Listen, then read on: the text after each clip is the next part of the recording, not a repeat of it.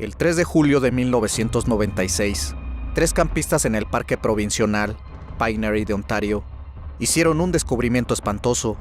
Acostado junto a un gran revólver, encontraron un cuerpo con un tiro en la cabeza. Cerca había una nota que pintaba la imagen de un hombre que sufría ante el colapso de su negocio y se disculpaba por el daño que su muerte causaría a su familia. Bienvenidos a Historias Cronológicas. Los inmigrantes alemanes llegaron a las zonas rurales de Indiana a lo largo del siglo XIX, dominando la tierra y convirtiéndose en abolicionistas feroces, trabajadores que luchaban por la preservación de la unión y el fin de la esclavitud. Comenzaron escuelas, conectaron comunidades y dieron forma a la cultura que eventualmente se conocería como Midwest Nice. Tal vez fue esa misma ética del trabajo germano Hoscher la que impulsó al Dr. Herbert Baumeister a la escuela de medicina, luego de los modestos suburbios de Butler, Tarkington, donde nacieron sus hijos durante los años de 1940 y 1947. En los suburbios del norte de Washington Township, brindó una vida cómoda a sus 4 hijos, quienes parecían ser niños felices. Eso fue hasta que su hijo mayor, el cual nació con el nombre de Herbert Richard Baumeister, tuvo una larga reputación de ser un extraño. Comenzó a tener algunos problemas para adaptarse cuando era joven. Mostró interés por los animales sin vida y los temas sanguinarios, alejándose de las personas, el cual él en una ocasión había orinado el escritorio de un maestro y luego había dejado un cuervo que había encontrado en el patio de recreo en el mismo escritorio.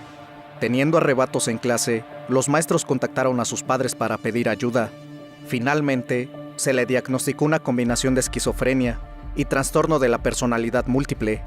No está claro qué tipo de tratamiento buscaron para ayudar al pequeño Herb, pero la terapia de choque fue el remedio más popular del momento. Regresó a una apariencia de normalidad durante unos años, aunque todavía estaba aislado de sus amigos debido a sus macabros intereses. Herb se matriculó en la Universidad de Indiana en 1965, pero la abandonó en su primer semestre, repitiendo el patrón nuevamente en 1967, a instancias de su padre. Durante su segundo intento fallido en la universidad, Herb conoció a su futura esposa, Julie, con quien se casaría en 1971, el mismo año en el que padre de Herb lo hizo internar involuntariamente por razones no reveladas.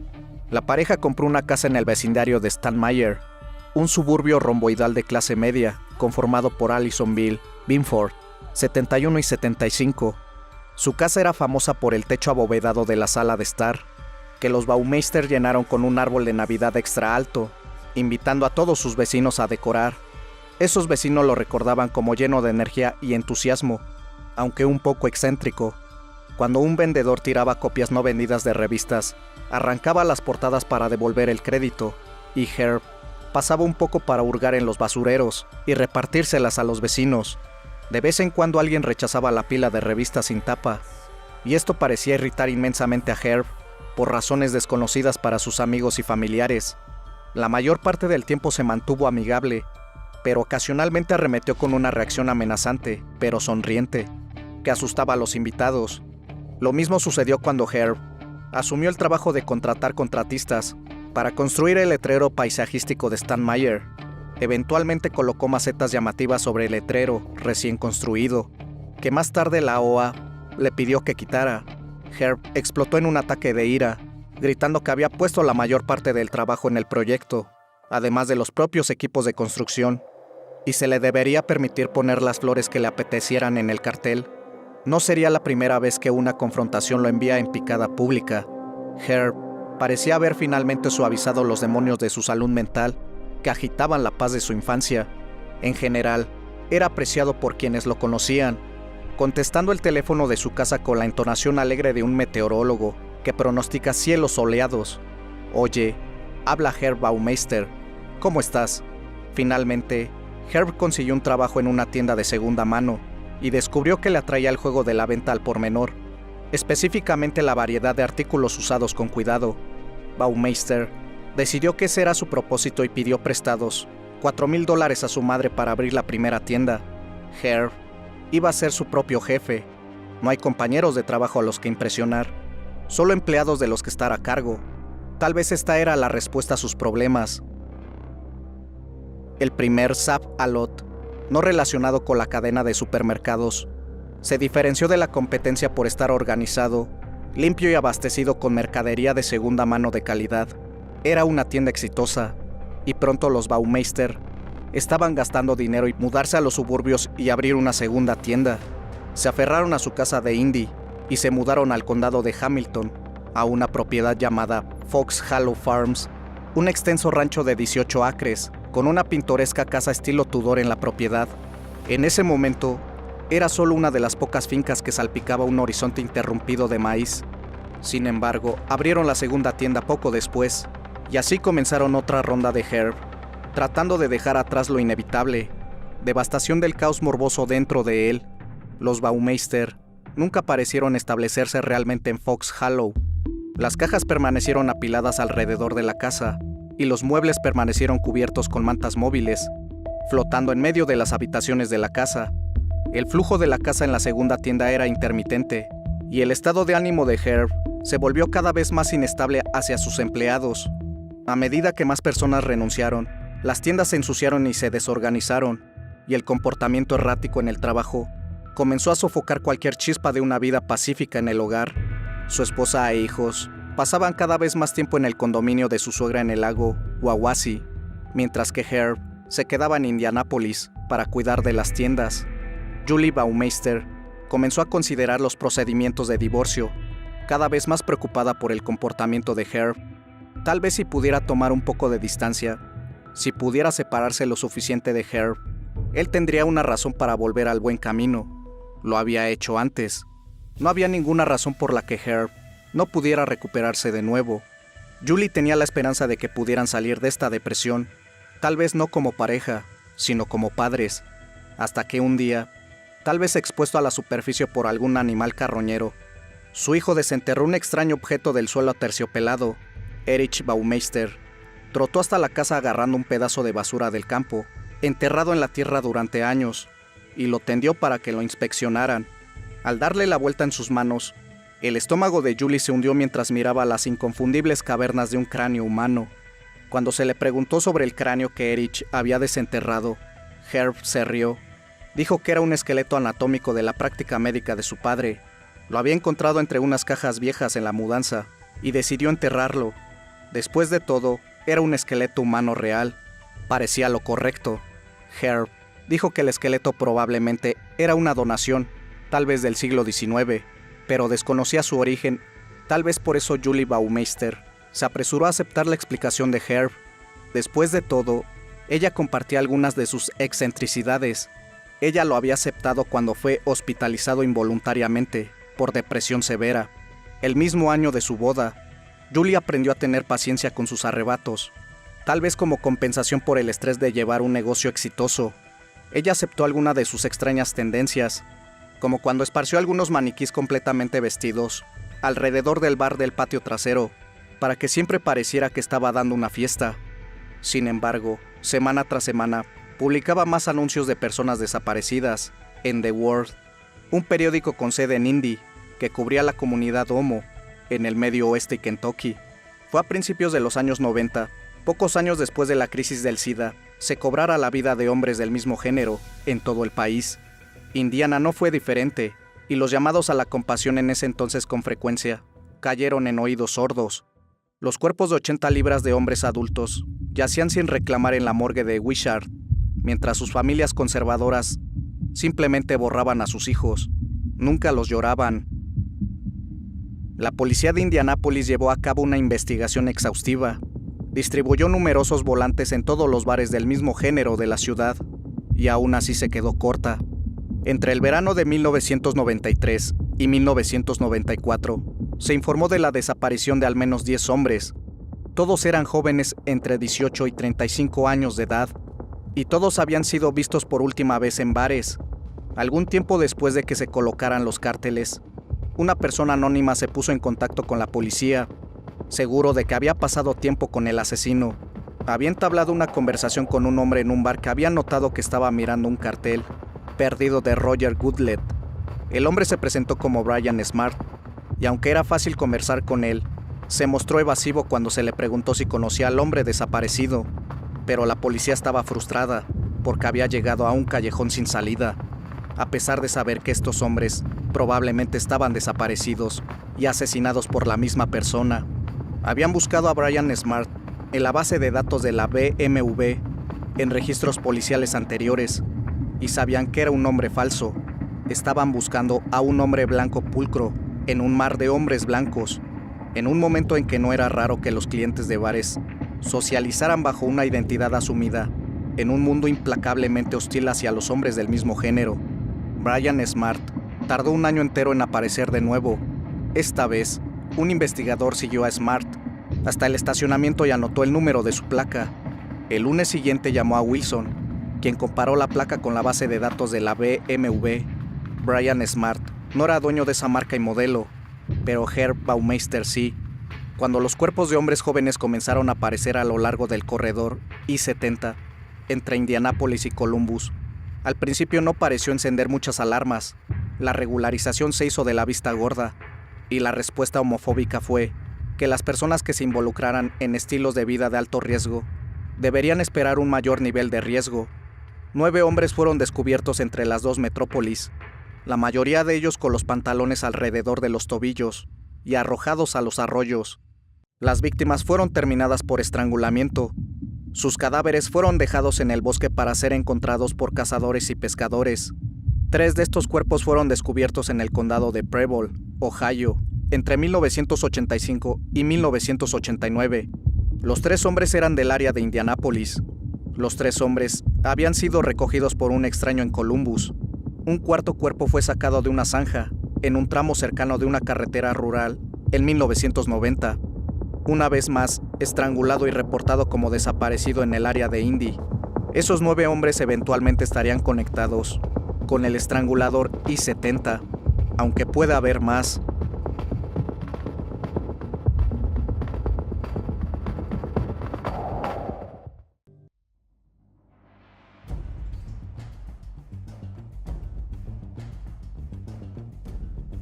A principios de los 90, los investigadores de Ohio tenían claro que tenían un criminal en serie entre manos.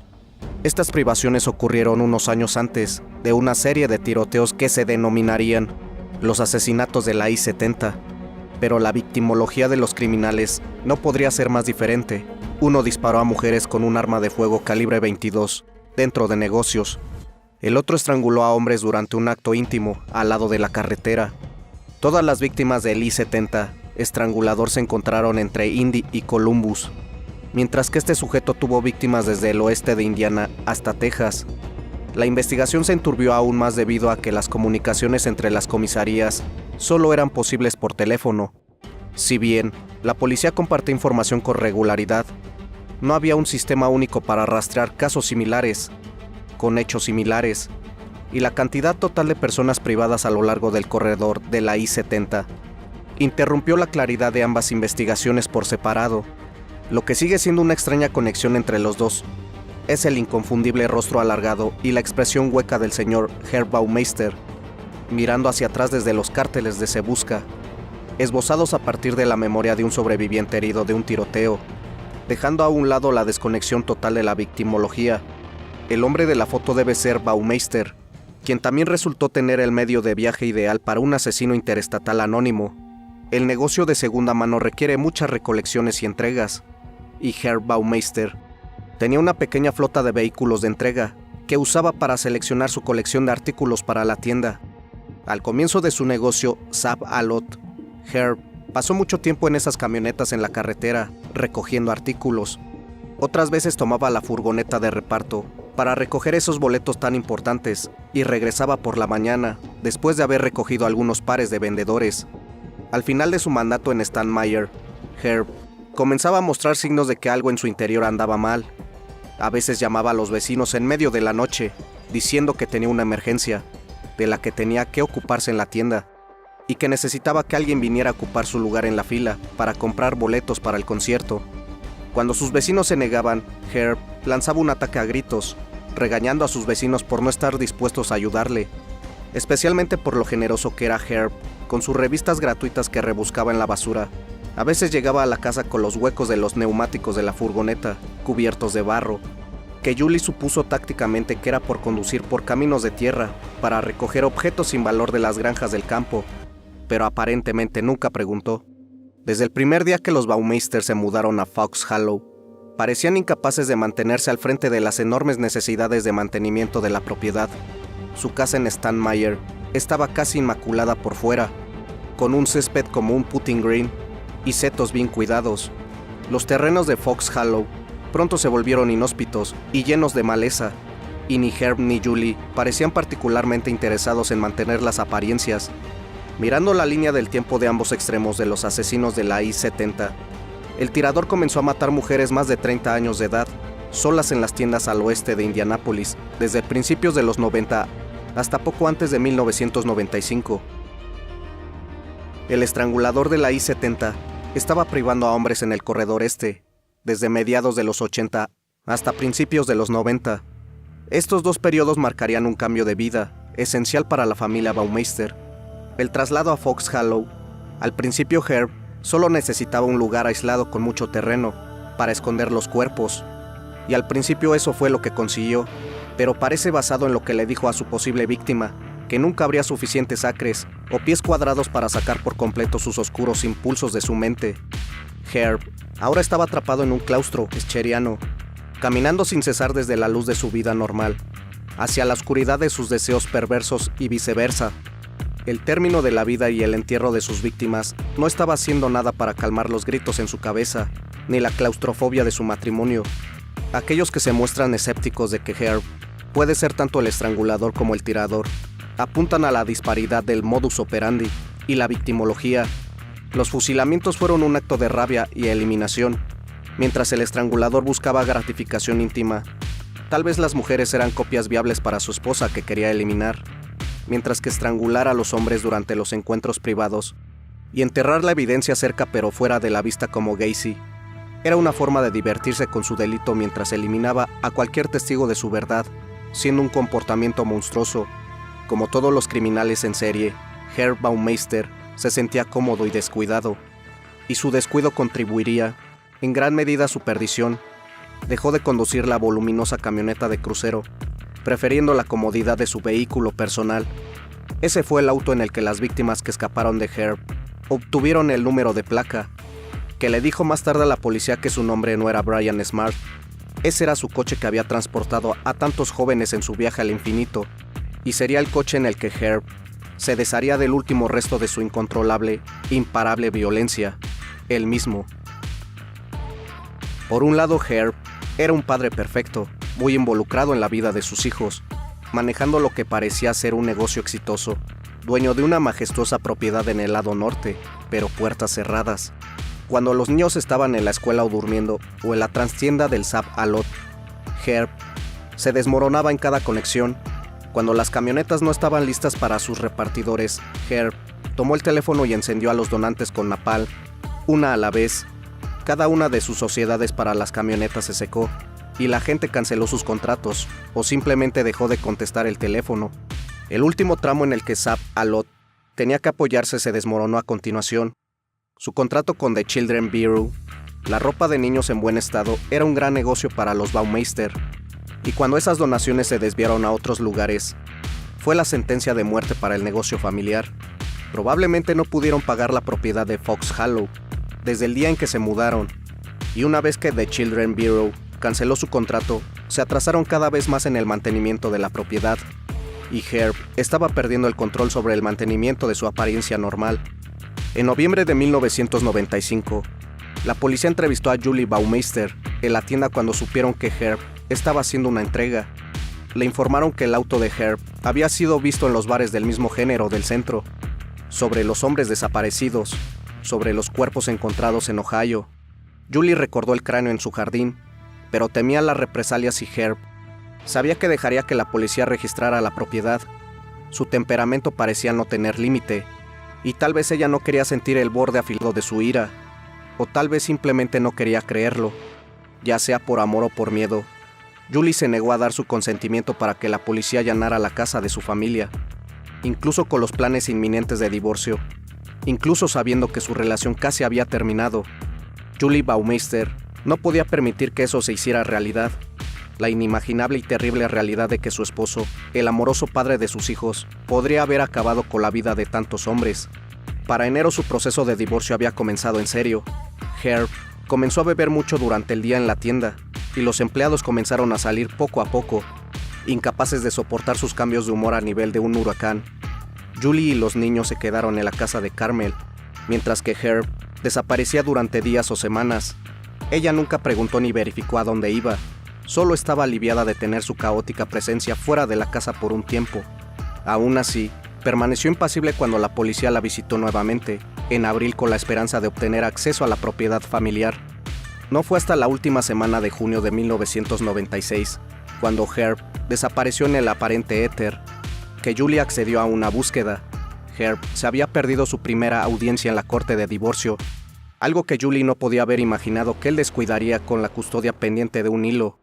No había sabido nada de él después de la audiencia, y Julie había obtenido una orden de protección contra Herb, y se le había concedido la custodia de emergencia. Esta vez, finalmente dejó que la policía entrara a Fox Hollow. Los investigadores no trajeron algunas linternas, lápiz y papel. Trajeron perros para cadáveres, excavadoras y todo un equipo para la operación. Los cuerpos fueron sacados del suelo casi de inmediato, junto con esposas, ropas y cartuchos de escopeta. Herb había convertido el borde de su bosque en el terreno principal de entierro, y un total de 11 cuerpos serían sacados de la tierra. 4 fueron identificados inmediatamente como personas desaparecidas de las áreas de Indy, y 4 más fueron identificadas más tarde a través de investigaciones de personas desaparecidas. Aún así, los cuerpos de 3 hombres jóvenes no fueron enterrados y nunca se les dio un nombre o una identidad. Sus familias nunca los buscaron ni reclamaron sus restos. Herb se dio a sí mismo la dignidad de la muerte que negaba a sus víctimas: ser descubierto en público, llorando, enterrado y escondido en el archivador de la historia. El día antes de que Estados Unidos celebrara su propia independencia, Herb se emanciparía de una zarza imposible de criminalidad. Condujo hacia el norte, saliendo de Indiana, y parecía decidido al menos cruzar la frontera con Canadá. Condujo hacia el norte pasando Detroit, cruzando hacia Ontario y siguiendo la costa del lago Hurón, terminando en la franja del bosque que separaba el parque provincial Pinery de la carretera. Herb dio varias vueltas al parque, estacionó su auto a la sombra, levantó su pistola, se la apuntó a la frente y se quitó la vida. En una incoherente nota tras privarse él mismo, siendo de 3 páginas, Herb explicó que originalmente planeó ponerle fin a su vida en otro lugar, pero que había visto muchos niños cerca y cambió su ubicación. Se disculpó en la nota por estropear el parque, culpando al final de su matrimonio y al fracaso de su negocio por su fin. Pero había una omisión más flagrante en la nota: cualquier mención de cualquier asesinato. Herb había garabateado todos los demás detalles en el papel amarillo de la libreta: lo que comía, detalles de su viaje, pero nada sobre sus víctimas o sus crímenes. Eso fue hasta el 3 de julio de 1996. En las 2 décadas siguientes, Indianápolis como ciudad lidiaría con el significado de esta perturbación en nuestro sentido de seguridad. Las familias de las víctimas aún se encuentran en la zona. Fox Hollow tiene un nuevo dueño. Stan Mayer sigue siendo un vecindario animado para que las familias se establezcan, y la granja y cierto letrero de ladrillo puede tener sus propios fantasmas, a los que renunciar todavía. El cuerpo de Herb Baumeister yace en el reposo digno que robó a todas sus víctimas en el cementerio de Crown Hill, pero para una ciudad que aún se está recuperando de este terrible crimen, hay recordatorios frecuentes y severos. Tanto la casa Stan Mayer como Fox Hollow siguen en pie. En otras ciudades, los lugares donde ocurren múltiples asesinatos con frecuencia se compran de forma privada y se arrasan, ya sea a través de benefactores o mediante financiación colectiva. Todavía circulan rumores en torno a ambas propiedades sobre si hay más cuerpos escondidos bajo el majestuoso cártel de Stan Mayer. Cuerpos adicionales en Fox Hollow es una conclusión inevitable. Cuando una persona de 35 a 50 años priva a personas de entre 20 y 30 años, eso deja muchas víctimas vivas. 30 años después, hay familias por ahí con recuerdos vibrantes de sus hermanos, hijos y amigos. Hay familias que todavía se preguntan si sus seres queridos podrían volver a casa. Sus esqueletos esparcidos por los animales cuando Herb los arrojaría, sin enterrar en un bosque por esa razón. los antropólogos forenses recolectaron 11 huesos del pulgar izquierdo, en total para llegar a la cifra de 11 cuerpos confirmados, pero en un momento privado con el actual propietario, Rob Graves, quien compró la casa hace 14 años, pusieron la cifra entre 17 y 20, probablemente por eso Graves sigue encontrando huesos humanos en su jardín, entre aprovecharse de los vagabundos, adictos y los jóvenes a menudo totalmente rechazados por sus familias. Todavía hay mucho espacio para las víctimas que desaparecieron y simplemente nunca fueron buscadas. Graves dice que encuentra restos todo el tiempo y que la casa está activa con espíritus inquietos que intentan encontrar un camino hacia el siguiente reino. Espero que este relato haya sido de tu agrado. Como cada semana podrán escuchar y ver una nueva historia. Comparte el video y activa la campana de notificaciones para que no te pierdas de estos casos criminales, leyendas o historias. Y si no estás suscrito, te hago la cordial invitación a que lo hagas. Esto es Historias Cronológicas.